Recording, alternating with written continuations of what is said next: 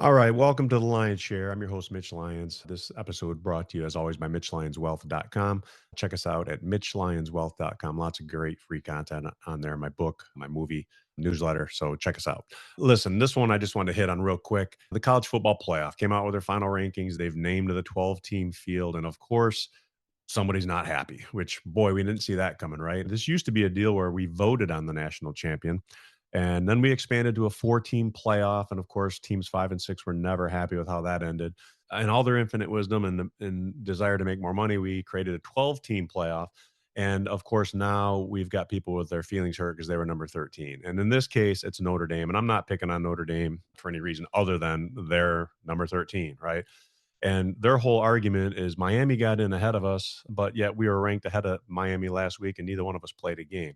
The committee is saying, listen, we were looking at it as a three-team race between Miami, BYU, and Notre Dame. BYU played a game this weekend, got beat pretty good by Texas Tech for the second time.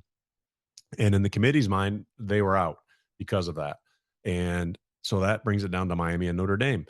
And guess what? These two teams played each other. So how do you discount the fact that Miami beat you, Notre Dame? You have the same record, 11-2, and or 10-2, whatever it is, same record, and they beat you head to head. So how can you justify putting Notre Dame in ahead of Miami? And if the roles were reversed, trust me, Notre Dame would be like, "Hey, we beat them head to head. How in the world can you put us in?" So I get it, the frustration, Notre Dame. You lost your first couple, which put you behind the eight ball, and you know what? You did your job from there. But the reality of it is, you lost those first two games, and this isn't an exact science. And I get the frustration, but no matter how many teams we allow into this thing, there's always going to be somebody upset, right? Number 69 in the NCAA basketball tournament thinks they should have got in, right? It's just one of those things. And here's the part I don't like is Notre Dame takes a team vote, whether they even want to play a bowl game now, and they decide they're not.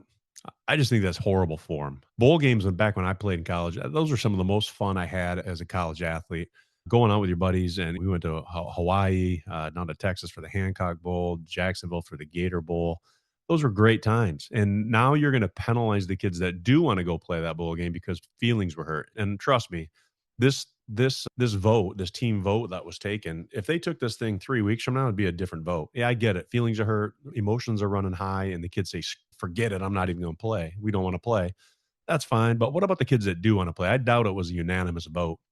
And some of those kids aren't going to play anyway. And I get it. They're NFL prospects. Like, they're going to sit it out as we see kids doing.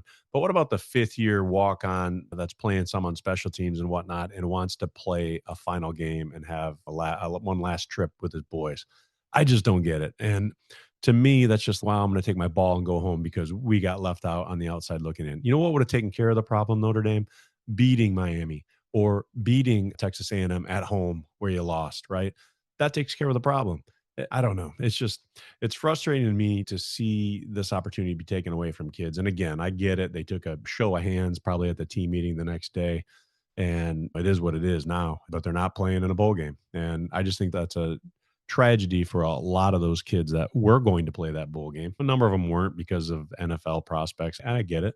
But they don't even have an opportunity, and those kids are on the outside looking. I hate that for them. So it's frustration. Hey, it's frustrating. Is it a perfect system? By no means. Is it better having 12 teams in than four or voting on the national champion? Yeah, it is.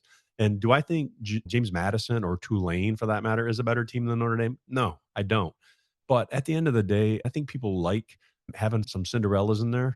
Back when it was four teams or six teams, okay, yeah, we didn't have room for Cinderellas, but that's why we expanded it to give some of these non-power conference teams an opportunity to go out there and see what they can do. And you know what? Maybe James Madison gets whacked by Oregon in the first round, and we all say, "Oh, I told you." But that one time where somebody's going to knock them off, what if they pulled the miracle? It's exciting. It's great television.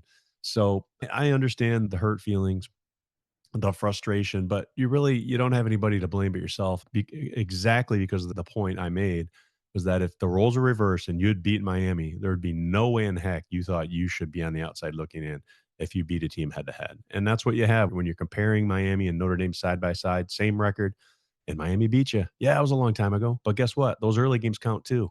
And so that it is what it is. So, hey, we're going to find out who the national champion is. And at the end of the day, If you don't like the way things are going, win more games. It's just that simple. If you don't lose a game, you're going to be in. If you lose one game, more than likely, if you're in a power conference, you're going to get in.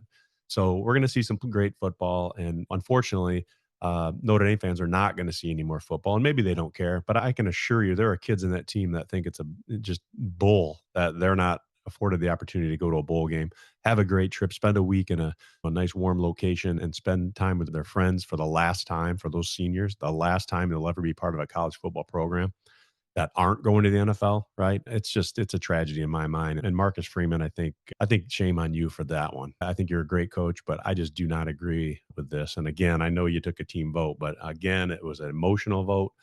And I think if you took that vote even today or next week or a couple weeks out or when they're watching those games be played, they're going to wish they were playing. So it is what it is. That's just my 2 cents. And I could be wrong, but I'd love to hear your thoughts and see where everybody lies on this one. But for me, it just doesn't sit well. And I think it's a bad look. So again, this episode brought to you by MitchLyonsWealth.com. Check us out. If you like this, subscribe, like it, and share the word. I appreciate it. Take care. Over and out.